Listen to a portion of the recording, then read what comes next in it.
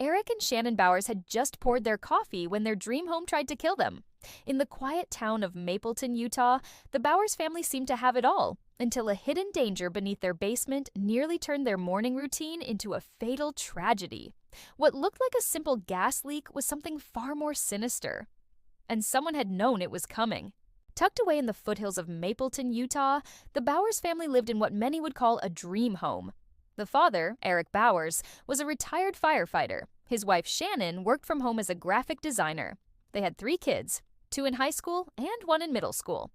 Their neighborhood was quiet and peaceful, filled with wide streets, neatly trimmed lawns, and friendly neighbors.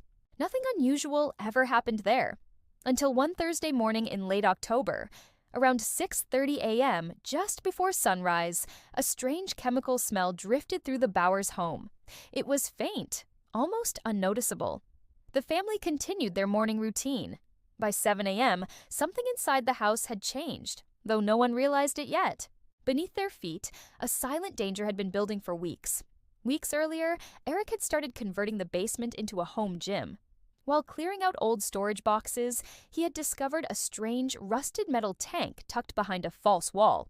Thinking it was an old water heater or furnace part, he ignored it. But this was no ordinary object. Unknown to Eric, the tank contained a volatile mix of industrial chemicals, left behind by a previous homeowner who had died decades ago under mysterious circumstances. As the weather turned colder, the furnace kicked on more frequently. The heat caused the weakened tank to expand and release fumes into the air. Each day, the chemicals leaked more aggressively, building up beneath the floorboards like a ticking time bomb. 2 days before the explosion, the Mapleton Fire Department received an anonymous voicemail. The caller claimed a house in the neighborhood was a chemical death trap and named the Bowers' address. Investigators took the warning seriously, but with no evidence and no open case file, the claim was logged and left uninvestigated. That same evening, Shannon noticed the smell was getting stronger. She assumed it was a gas leak and called the utility company. A technician came by the next morning, but his equipment showed no signs of a leak. He left, advising the family to open their windows and keep an eye on it. He never checked the basement. At exactly 7:18 a.m. on a Friday, Eric opened the basement door. A sudden rush of chemical-laced air hit his face, triggering an intense coughing fit. Alarmed, he shouted for his family to leave the house. As they scrambled to get outside, a neighbor's security camera captured the moment. A loud, sharp bang shook the street as a fireball blew out the basement windows. Flames shot into the sky. The Bowers had made it out just 12 seconds before the full explosion tore through the lower level of the house. Debris rained down across the neighborhood. One wall of the house had collapsed entirely.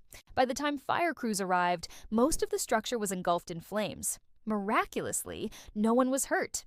While sifting through the wreckage, investigators discovered the tank. Charred, melted, but still partially intact. It was marked with faded letters from a long-defunct mining company that once operated in southern Utah.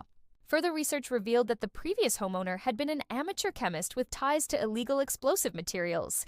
He had died in a cabin fire in 1982, which had also been ruled an accident, though no one had connected the events until now. The anonymous caller was never identified.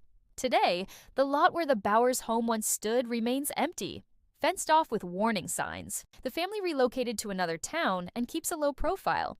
Eric often says that his training helped them react in time, but even he admits it was mostly luck. To this day, no one knows how many more forgotten tanks like that are still out there, sealed away in basements, waiting.